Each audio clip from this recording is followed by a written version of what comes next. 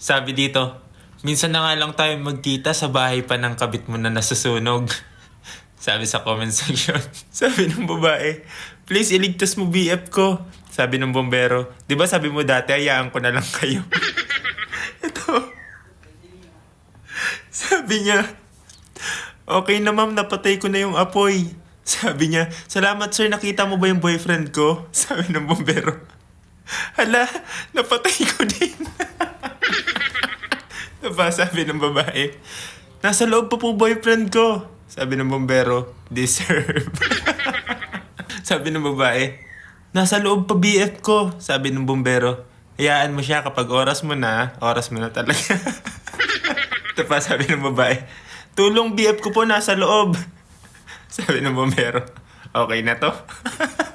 Sabi ng babae, sir, gawin mo lahat please. Sabi ng bombero, ginawa ko naman lahat. Pero bakit di pa rin sapat?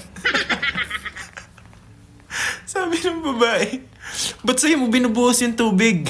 Sabi ng bombero, nag-aapoy ako sa galit eh. Ma'am, okay na po, patay na. Yung apoy po, hindi po yung kabit niya po.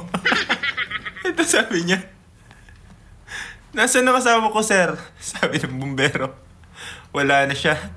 Pwede ako na lang ulit. Dito na tawa ako dito. Hindi mong taranta na kayo, di ba? Taranta na kayo.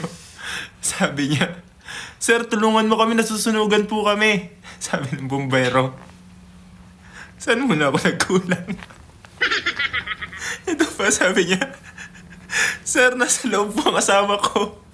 Sabi ng bombero, di sumama ka. Diba, ito pa, sabi ng babae, sir, nasa loob pa BF ko. Sabi ng bombero, share mo lang. Sabi ng babae, di ko alam kung paano nasunog yung bahay niya. Sabi ng bombero, ako alam ko.